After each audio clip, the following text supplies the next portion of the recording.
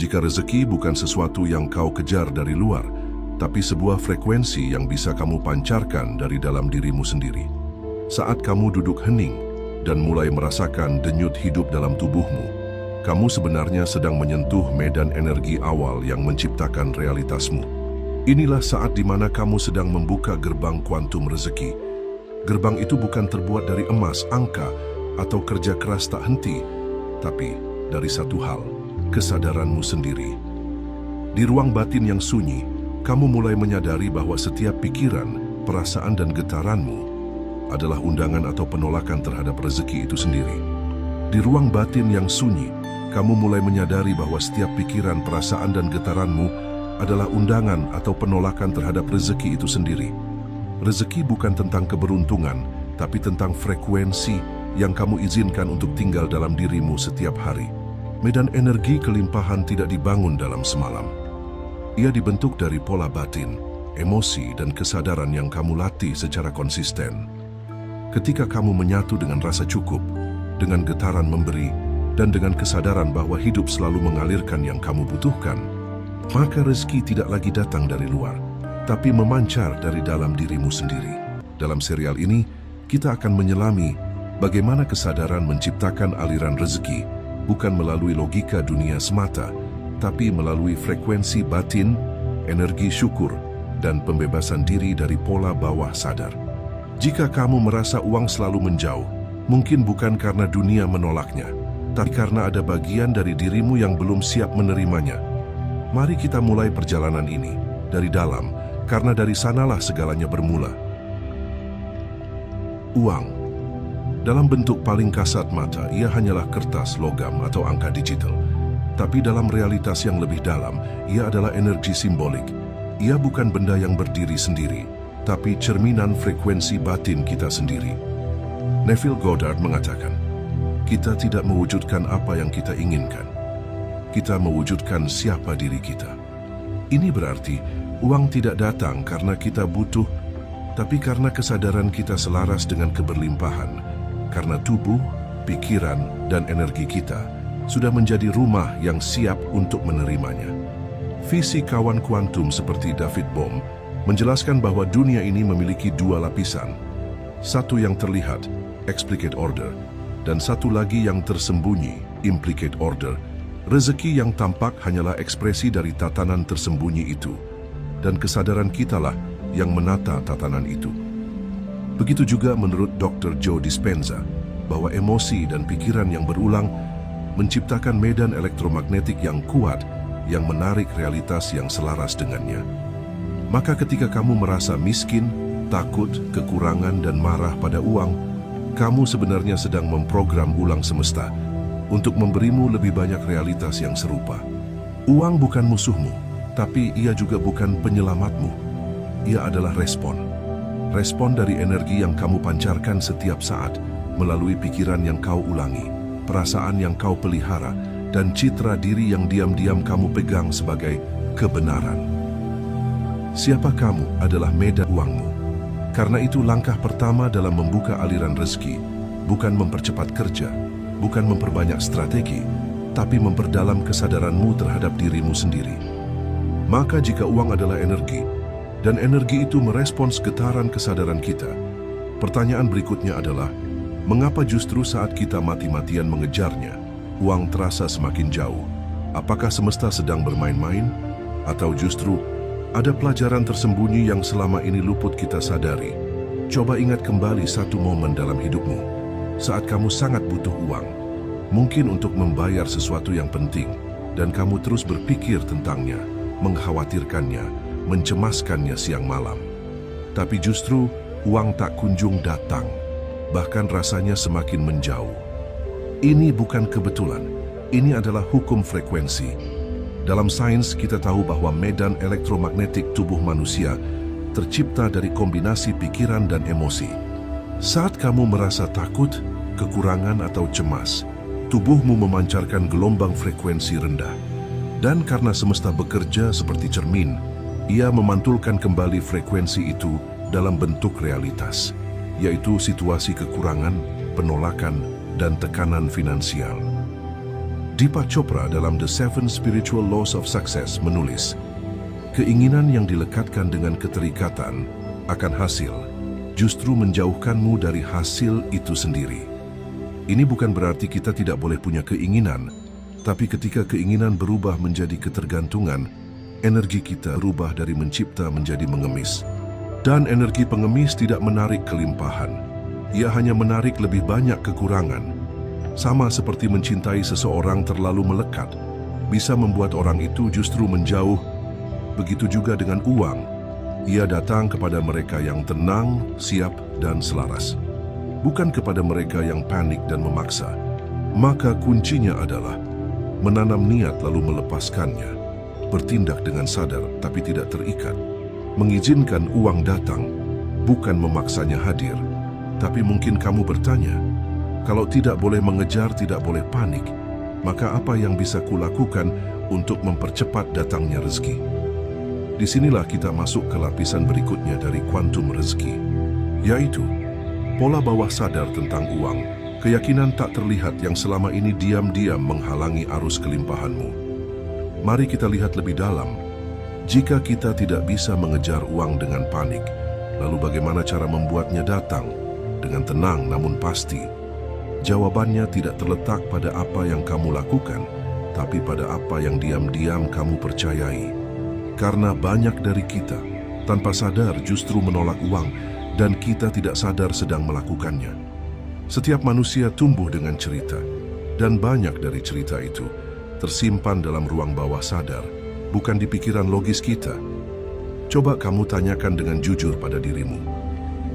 Apa yang pertama kali kamu dengar tentang uang ketika kamu kecil? Apa yang orang tuamu katakan saat bicara soal uang? Apakah uang dianggap suci atau sumber masalah? Apakah orang kaya dihormati atau dicurigai? Jawaban atas pertanyaan-pertanyaan itu membentuk pola keyakinan bawah sadar yang terus berjalan hingga hari ini.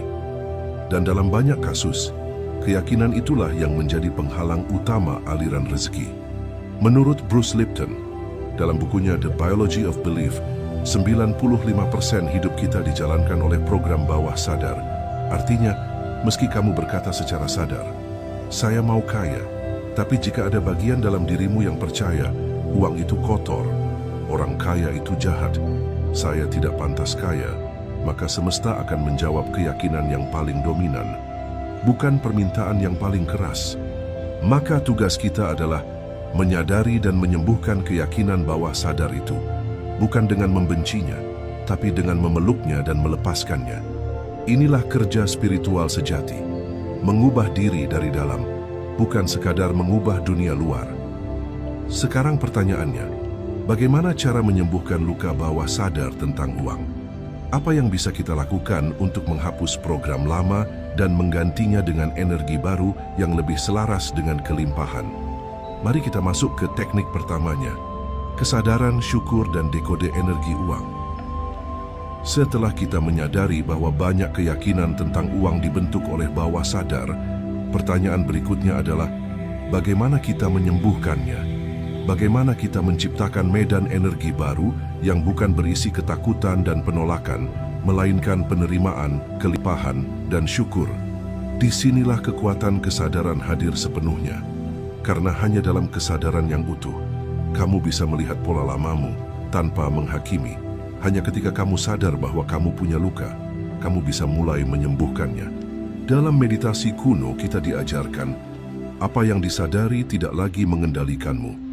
Maka langkah pertama dalam menyembuhkan hubunganmu dengan uang adalah mengamati bagaimana kamu merasa saat bicara tentang uang. Apakah kamu merasa sempit di dada, takut membuka rekening, malu menerima, atau gelisah saat melihat orang lain kaya? Semua itu adalah jejak frekuensi lama, dan mereka hanya bisa dilepaskan dengan kesadaran, lalu dibasuh dengan energi syukur. Mengapa syukur? Karena dalam skala kesadaran menurut Dr. David R. Hawkins, syukur bergetar pada level yang sangat tinggi, lebih tinggi dari harapan atau bahkan logika. Syukur adalah pengakuan bahwa aku sudah cukup, dan karena itu, aku siap menerima lebih. Setiap kali kamu bersyukur, kamu sedang menyatakan kepada semesta, Aku selaras dengan limpahan. Dan karena semesta adalah cermin kesadaran, maka ia pun merespon dengan membuka pintu-pintu yang sebelumnya tertutup. Latihan sederhana namun sakral. Setiap pagi sebelum kamu menyentuh ponselmu, letakkan tangan di dada dan ucapkan, terima kasih untuk uang yang telah datang, terima kasih untuk uang yang sedang datang, dan terima kasih untuk uang yang akan datang. Aku terbuka, aku cukup, aku pantas. Ulangi kalimat itu dengan perasaan tenang, bukan berharap, tapi yakin, karena kamu bukan sedang memohon, kamu sedang menyatakan kebenaran baru dalam dirimu. Tapi tentu, kesadaran dan syukur hanyalah satu sisi dari koin. Sisi lainnya adalah energi tubuh dan medan elektromagnetikmu. Karena pikiran adalah getaran, tapi tubuh adalah antena tempat getaran itu dipancarkan. Maka sekarang, mari kita masuk ke dimensi tubuh dan bagaimana energi cakra dasar dan saraf tubuhmu mempengaruhi aliran uang dalam hidupmu. Jika pikiran adalah medan getar, maka tubuhmu adalah antena utama. Ia tidak hanya memancarkan, tapi juga menyimpan memori, trauma, ketakutan, bahkan keyakinan soal uang. Tak hanya hidup di pikiran, tapi juga tersimpan dalam tubuhmu. Dan disinilah letak misteri yang sering diabaikan, bahwa tubuhmu bisa memblokir atau membuka aliran rezekimu. Kita mulai dari pusatnya, cakra dasar, atau dikenal sebagai Muladhara. Ini adalah pusat energi paling bawah dalam sistem tubuh halus yang berada di sekitar tulang ekor. Cakra ini berhubungan langsung dengan rasa aman, kelangsungan hidup, dan tentu saja hubunganmu dengan uang. Saat cakra ini tertutup atau lemah, kamu merasa takut, cemas, ragu untuk bertindak. Tapi saat ia terbuka dan seimbang, kamu merasa kuat, membumi, dan yakin mengambil langkah finansial yang berani. Sains modern juga mendukung ini. Sistem saraf otonom, khususnya saraf vagus, mengatur respons tubuh terhadap rasa aman atau ancaman. Ketika kamu hidup dalam stres finansial kronis, tubuhmu terus-menerus dalam mode fight or flight. Akibatnya, kamu tak bisa masuk ke mode receiving karena tubuh hanya fokus bertahan, bukan menerima. Maka sebelum uang bisa masuk, tubuhmu harus merasa aman dulu. Karena rezeki hanya datang ke sistem yang stabil, tidak ke tubuh yang terus gemetar dalam rasa takut. Latihan sederhana untuk mengaktifkan magnetisme tubuhmu. Duduk tegak, rasakan dasar tubuhmu menyentuh bumi, tarik napas dalam-dalam, dan hembuskan perlahan, fokuskan perhatian ke titik bawah tulang belakang. Bayangkan cahaya merah menyala lembut di sana. Ucapkan dalam hati, aku aman, aku layak menerima, aku sepenuhnya mendukung hidupku sendiri. Lakukan ini setiap pagi sebelum beraktivitas. Ini bukan sekadar relaksasi, tapi cara menyetel ulang sistem saraf dan medan energimu untuk kelimpahan. Tapi energi rezeki bukan hanya tentang tubuh dan pikiran. Ia juga melibatkan hubungan kita dengan tindakan. Apakah kita bertindak dari rasa takut atau dari keyakinan dan intuisi? Di segmen selanjutnya, kita akan masuk ke lapisan berikutnya. Bagaimana bertindak dengan selaras bukan tergesa? Karena kelimpahan sejati tidak datang dari kerja keras semata, tapi dari tindakan yang lahir dari kesadaran tertinggi. Tubuh yang aman adalah wadah bagi rezeki untuk turun. Tapi wadah itu perlu diisi, bukan dengan kerja yang membabi buta, tapi dengan tindakan yang selaras. Karena bukan hanya apa yang kita lakukan, tapi dari mana energi tindakan itu berasal, yang menentukan hasilnya. Hari ini kita hidup di zaman yang mengagungkan hasil. Semakin sibuk, semakin dianggap sukses. Padahal banyak orang bekerja keras dari pagi hingga malam, tapi tetap merasa kekurangan. Kenapa? Karena tindakan yang dilahirkan dari ketakutan dan keterdesakan hanya memperkuat medan energi kekurangan itu sendiri.